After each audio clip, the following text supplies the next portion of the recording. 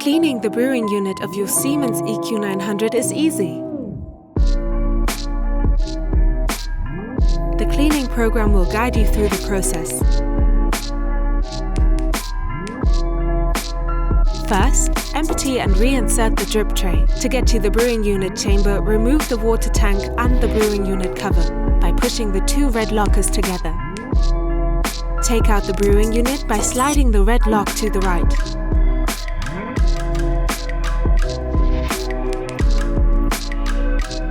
Rinse it under warm running water and move the head back and forth. Now, clean the interior by rinsing the red individual parts and using a damp cloth to remove any coffee residue in the chamber. Once dry, reinsert the red pieces,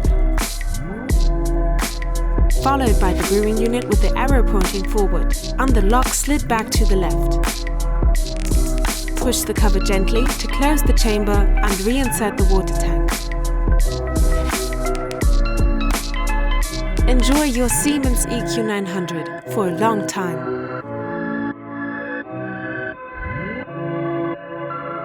Siemens Home Appliances.